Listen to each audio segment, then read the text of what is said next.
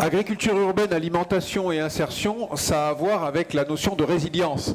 Ça, c'est un mot quand même clé. Monsieur Bruyère l'a dit tout à l'heure. On a un choc climatique important. Petite anecdote, une adjointe de la métro de Bordeaux m'expliquait qu'en 2050,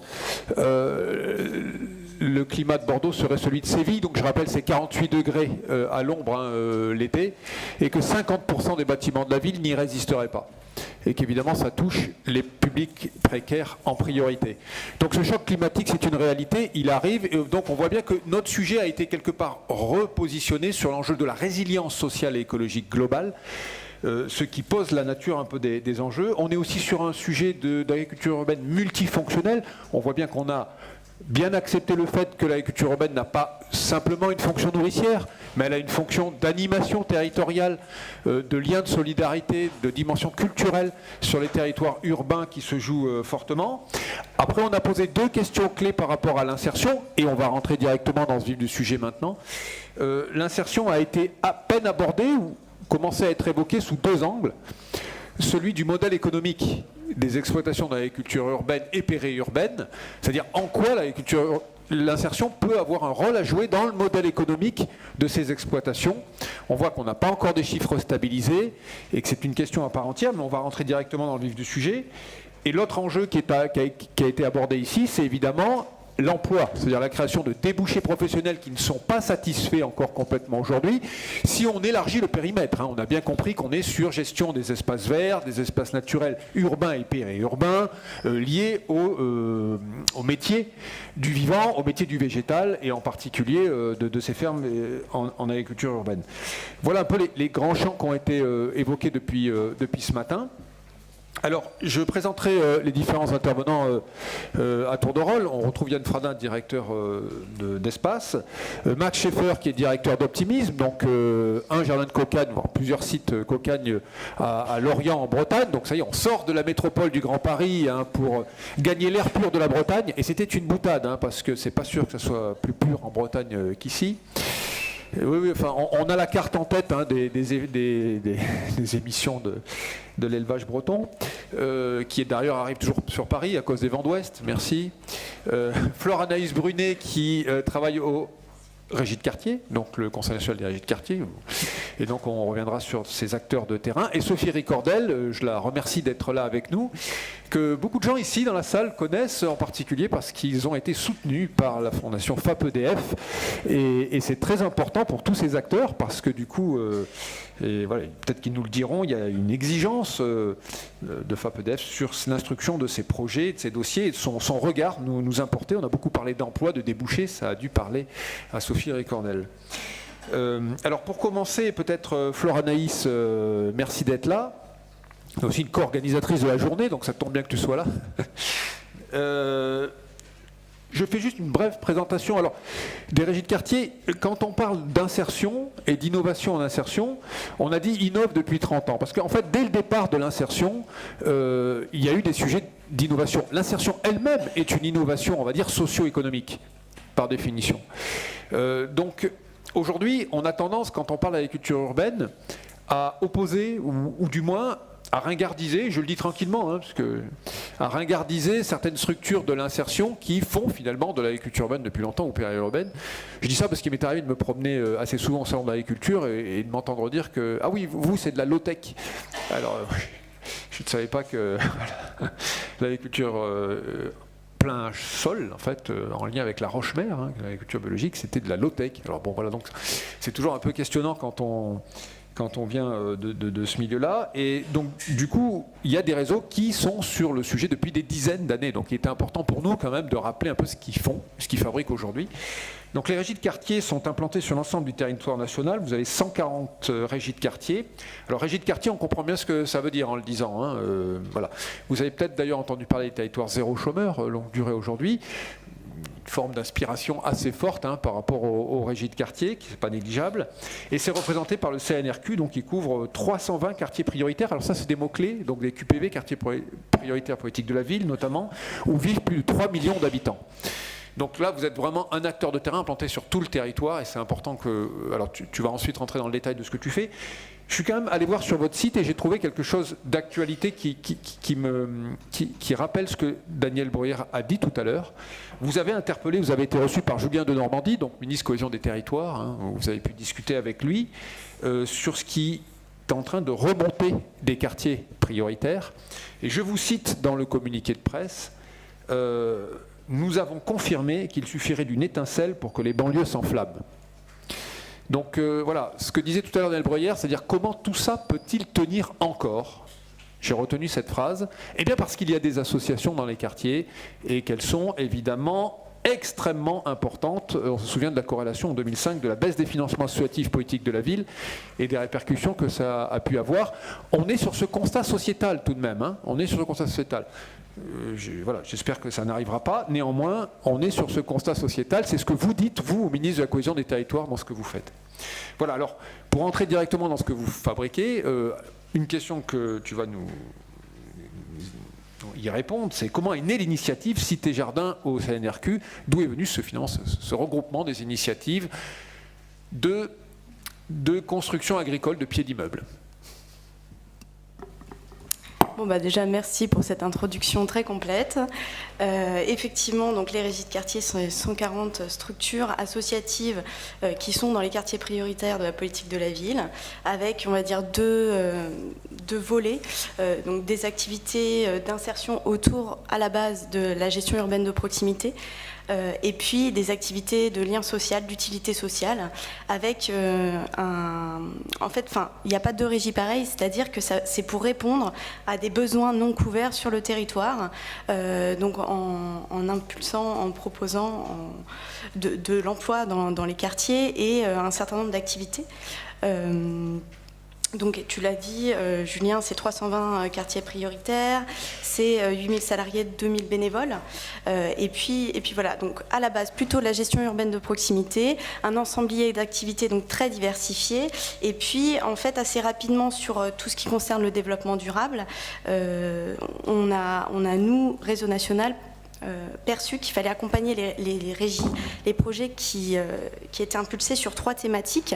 Donc il y avait tout ce qui concernait la lutte contre la précarité énergétique, tout ce qui concernait la gestion des déchets, hein, donc on en a un peu parlé en introduction de cette journée, et les jardins. Donc le réseau national, en fait, il a vocation à accompagner un petit peu ces 140 régies, à animer le réseau, à les représenter, à développer des activités et à les former aussi, puisqu'on est aussi organisme de formation.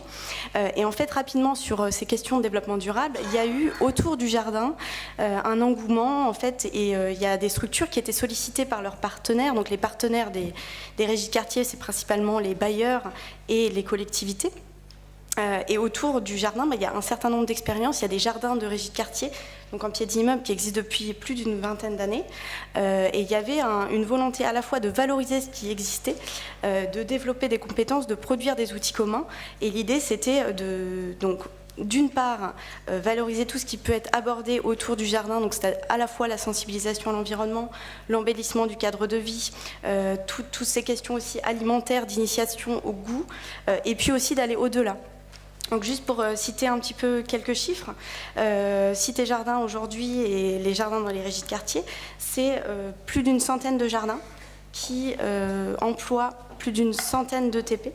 Donc voilà, c'est des jardins principalement de pieds d'immeubles. Effectivement, c'est là d'où est née Cité Jardin. Donc cette initiative vraiment d'un jardin avec peu de surface, mais surtout sur du lien social et de l'initiation. Mais il y a aussi des jardins familiaux, donc des jardins de collectivité sur des plus grandes surfaces, mais qui avaient besoin à un moment donné qu'il y ait un acteur qui puisse conseiller techniquement les jardiniers, leur réapprendre un peu les gestes, etc.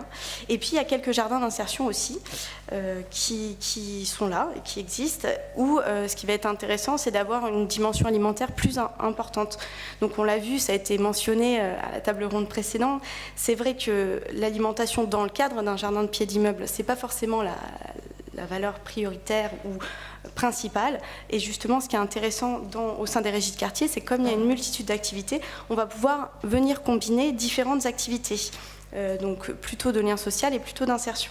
Donc c'est valable avec des jardins d'insertion qui peuvent fonctionner par exemple avec des jardins solidaires et permettre de faire aussi de la vente sur le quartier. Donc là on peut avoir une dimension alimentaire forte et aussi avec les activités d'espace vert écologique, on l'a vu en introduction, il y a des structures qui font déjà ça. Donc voilà, ça c'est ce qui nous intéresse et c'est de là un peu qu'est venue Cité Jardin où il y avait vraiment besoin aussi d'être représenté et de faire un lien avec d'autres acteurs de l'insertion qui sont peut-être plus spécifiques que les régies de quartier, puisque les régies de quartier, ça va être vraiment, on a un territoire d'intervention à la base qui sont les quartiers prioritaires. Je rappelle aussi qu'on a des régies en milieu urbain, mais on a aussi des régies de territoire qui sont en milieu rural. Et voilà. Et sur ce sujet donc du jardin un peu élargi, donc vers l'agriculture urbaine, vers l'espace vert écologique, ça a été mentionné aussi, puisqu'on a des régies qui font de l'éco-pâturage. Comment on va venir tisser du lien avec d'autres acteurs de l'insertion, et c'est pour ça qu'on est très heureux d'être invités à cette journée et puis de pouvoir nous exprimer dans ce cadre-là, et aussi avec d'autres acteurs, donc de la recherche via la chaire AgroParisTech, aussi au sein de l'AFOP, donc on en a parlé un petit peu, mais l'Association française d'agriculture urbaine professionnelle, voilà, donc c'est un petit peu tout ça qui nous intéresse, nous, régie de quartier, réseau des régies de quartier sur ces territoires. Alors, tu as cité la dimension de multifonctionnalité là, des espaces, des jardins, pieds d'immeubles. Alors peut-être que tu peux simplement décrire comment se gère un jardin déjà au pied d'immeuble, c'est-à-dire comment il se crée, comment il s'entretient, quel type d'encadrement il y a par rapport au métier de l'insertion. Oui, alors effectivement, sur un jardin de pied d'immeuble, sur le modèle qui est proposé, ça a été un petit peu soulevé dans la première table ronde par le témoignage du bailleur, c'est l'importance de l'animation en fait, de ce rôle important de l'animateur jardin qui va pouvoir accompagner les habitants, donc à la fois au débarrage sur la co-conception de ce jardin-là, donc en partenariat souvent avec le bailleur, avec les habitants, pour vraiment que ce soit un projet qui vienne des habitants, parce que par expérience, quand on économise du temps sur cette phase-là, après, si les habitants ne se l'approprient pas, ça ne fonctionne pas. Donc voilà, en amont de la phase d'aménagement et d'animation, et puis ensuite, tout au long de la vie du jardin, avec les habitants, avec bien sûr cet objectif à terme d'autonomiser un collectif d'habitants, mais dans nos quartiers d'intervention, c'est vrai qu'il faut laisser autant le temps. Et sur les jardins d'insertion, on va retrouver des choses qui ressemblent plus au modèle peut-être Cocagne, donc je laisserai un peu les gens s'exprimer, mais avec toujours ce lien au quartier et donc une volonté de vendre sur les quartiers d'intervention de la régie de quartier. Voilà. Et un encadrement technique plus classique, on va dire, dans l'insertion, un encadrement technique des salariés en insertion, un accompagnement socio-professionnel, donc là, voilà, que vous connaissez. Alors, pour essayer de répondre aux deux questions là, qui ressortaient, l'insertion de ce point de vue, quelle vision du modèle économique vous avez, vous, par rapport à cette question qui a été posée? Donc, en gros, un problème de rentabilité strictement économique, un problème de vivabilité, ça a été dit, c'est-à-dire que c'est quand même dur d'entretenir même une petite exploitation, etc. Donc, voilà. Quelle plus-value de l'insertion et quelle vision du modèle économique que vous pouvez avoir? Et deuxième sous-question, les débouchés professionnels. Est-ce que derrière, ça peut emmener ou pas vers des nouveaux métiers, en gros, de rénovation écologique des villes? Oui, alors sur la partie modèle économique, peut-être un peu la spécificité des régies de quartier, c'est que leur modèle au départ, donc je vous l'ai dit, c'est la gestion urbaine de proximité et que 80% de leur chiffre d'affaires est fait autour de ces activités-là. Donc l'entretien, la maintenance et l'embellissement global du cadre de vie, donc en passant par des marchés publics. Donc c'est ces activités marchandes en partenariat étroit avec les bailleurs et les collectivités qui vont permettre d'asseoir économiquement la structure pour financer en partie des activités dont les jardins font partie, qui sont par essence, en tout cas dans le modèle régie déficitaire, parce que avec une vocation principale qui est sociale, d'éducation, de sensibilisation, etc. Et où effectivement à ce jour, c'est des activités qui sont compensées par d'autres activités des régies de quartier. Que ce soit les jardins de pied d'immeuble, bon, ça va sans dire. A priori, le modèle économique sur un jardin citoyen, c'est pas l'objectif. Et sur les jardins d'insertion aussi. Après, ce qui peut équilibrer le modèle économique, c'est des partenariats sur le territoire. Notamment, on a une régie qui a développé des partenariats avec des viticulteurs et qui peut permettre de gérer la saisonnalité comme ça et d'avoir par d'autres prestations un équilibre, on va dire, économique sur cette activité agriculture urbaine. Voilà. Mais à ce jour, sur tous les jardins, donc les 109 jardins, c'est le seul projet qui est vraiment à l'équilibre purement économique. Voilà, ça, c'est des choses très importantes qu'il faut entendre, notamment la dimension d'avoir plusieurs activités insertionnelles dans lesquelles se trouve cette activité d'agriculture urbaine, on va dire, et qui permet d'équilibrer l'ensemble de l'activité économique du groupe d'insertion, en fait, sur le territoire donné, plus les passerelles éventuellement avec le monde professionnel qui peuvent se nouer à la fois pour équilibrer économiquement la structure, comme pour générer peut-être des débouchés professionnels avec le monde pro. Voilà. Qu'est-ce qu'il faudrait pour mieux soutenir ces initiatives-là aujourd'hui? Parce qu'effectivement, elles rentrent dans des financements complexes, à la fois publics, nationaux, locaux, mais aussi privés. On parle du bénévolat, etc. Enfin, qu'est-ce qu'il faudrait? Alors effectivement, sur les soutiens à ces initiatives, déjà je me dois de remercier le FAPEDF qui est quand même un soutien de Cité Jardin, de l'initiative Cité Jardin depuis le démarrage, donc qui nous a permis de pouvoir plus valoriser ce qui est fait en interne. Donc c'était l'année dernière une étude sur la création de valeur et les nouveaux métiers en agriculture urbaine au sein du réseau. Donc ça c'est vraiment important, de pouvoir valoriser et mieux connaître ce qui se fait en interne pour ensuite aller tisser des partenariats avec d'autres partenaires à l'échelle, que ce soit à l'échelle locale et à l'échelle nationale. Donc, à l'échelle locale, par exemple, je sais qu'il y a des régies qui travaillent donc avec des jardins de cocagne où ça peut venir s'imbriquer. Donc voilà, des soutiens financiers pour pouvoir expérimenter, pour pouvoir essaimer aussi, capter qu'est-ce qui fonctionne, les leviers, les freins pour pouvoir aller plus loin. Et surtout, ces partenariats, que ce soit à l'échelle nationale et locale. Et juste sur les débouchés, donc, il faut savoir que pour les...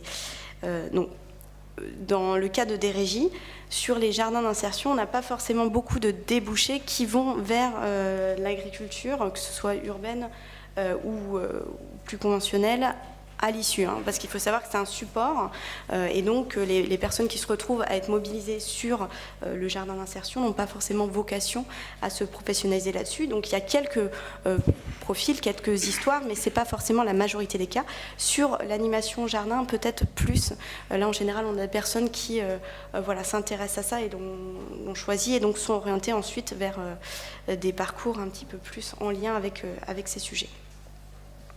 Merci beaucoup, Florence. On verra peut-être dans les questions sur tout ce que vous portez au sein des régies de quartier. On passe à ton voisin de gauche, Max Schaeffer.